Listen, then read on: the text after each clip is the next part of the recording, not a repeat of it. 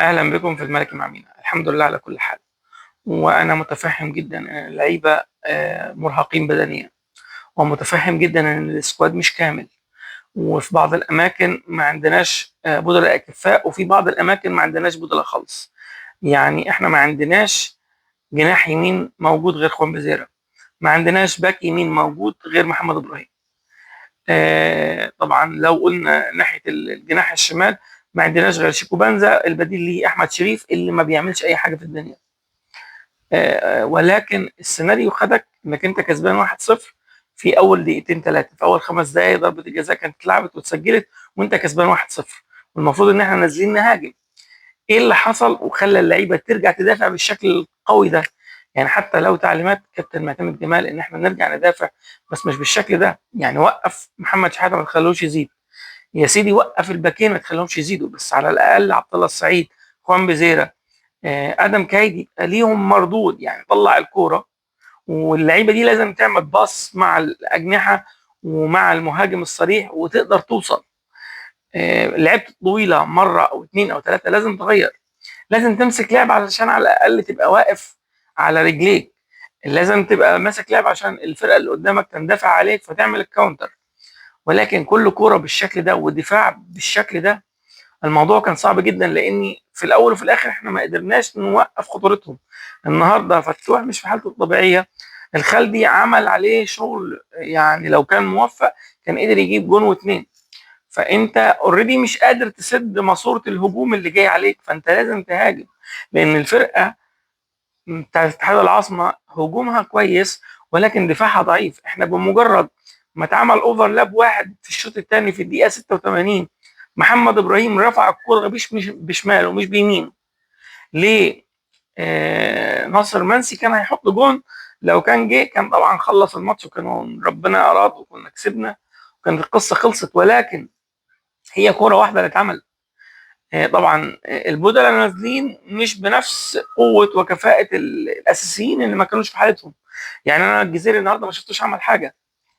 محمد السيد يعني شوية حرك شوية وسط الملعب، ولكن مش بالأداء الكبير. ايشو النهارده طبعا دفاعيا مش قوي قوي ايشو، ولكن الراجل حط ضربه جزاء. انا يعني كنت خايف جدا من ضربه جزاء ايشو، كان ضربه الجزاء الثانيه وكان في كذا لاعب ممكن يسبقوه، الثانيه او الثالثه كان المفروض في كذا لاعب يسبقوه في تسديد ضربه الجزاء. فانت يعني مش عارف اقول ايه بصراحه، يعني حاجه تحرق الدم. يعني بعيدا عن ان انت خسرت اللقاء، انت ما كنتش بتلعب كوره. يعني انا ما شفتش الزمالك في حاله التراجع دي من فتره طويله. في ماتش النادي الاهلي اللي غلبنا 3-0 كنا بنلعب باداء احسن من كده كتير. الزمالك فعلا كان ممكن يبقى احسن من كده.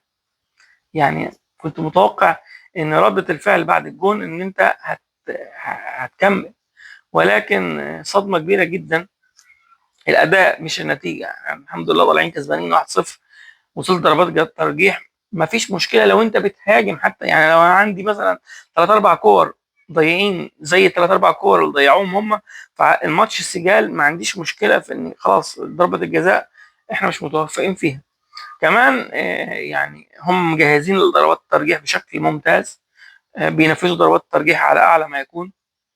انا ابتديت احس ان احنا بنخسر بالبطيء بعد ما ضربات الترجيح تتطول، لان انت ما عندكش لعيبه تشوط. يعني انا كنت محتار مين الخمسه اللي ممكن يلعبوا، وبعدين اتفاجئت ان مثلا ايشو دخل شات الحمد لله جابها جول. من ضربه الجزاء اللي داخل عليها محمد شحاته، بقول يا رب ان هم يضيعوا ضربه الجزاء بتاعت محمد اللي بعد محمد شحاته. يعني احنا نجيب بتاعت محمد شحاته هم يضيعوا، لان مين فاضل؟ فاضل عواد، وفاضل محمد اسماعيل المصاب، وفاضل محمد ابراهيم كان تقريبا بيشاور لكابتن معتمد جمال انا مش عايز اشوط ضربات جزاء. فالولد لو كان دخل كان غالبا هيضيع. محمد اسماعيل كان مصاب. عواد انا اعتقد انه مش موهوب في لعب ضربات الترجيح، فما كانش من جوايا امل غير ان محمد اسماعيل يشوط يجيب، اللي بعديه يدخل تتصد بس. غير كده برضو اعتقد كانت هتبقى نفس النتيجه، ان الزمالك هيخسر، لان اللعيبه اللي داخله يا اما لعيب مصاب يا اما تجوم يا اما لعيب صغير في السن مش عايز يشوط ضربه الجزاء. فالموضوع صعوبته بالنسبه لي ان منظره بقى سيء. يعني انت ما لعبتش كوره النهارده، دفعت بشكل مبالغ فيه. على الاقل في لقاء الذهاب انت كنت بتدافع وبتلعب على الكاونتر بشكل يعني كان اجمل بكتير من اللي احنا فيه ده. بصراحه مصدوم جدا من تراجع اللعيبه، مصدوم جدا من كابتن معتمد جمال ما تدخلش في ان هم يا جماعه اعملوا ضغط عالي، طب دافعوا من قدام، طب نعمل جمله، طب اي حاجه.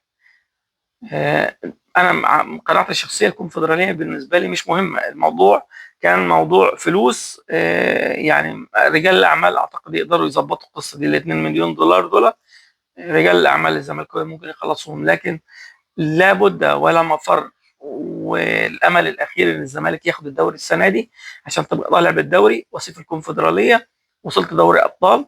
موضوع فك القيد وتسديد المبالغ دي على مجلس الاداره، ولازم الزمالك يدخل بسكواد قوي لانك هتلعب في بطوله اقوى. المفروض دمتم من شكرا جزيلا.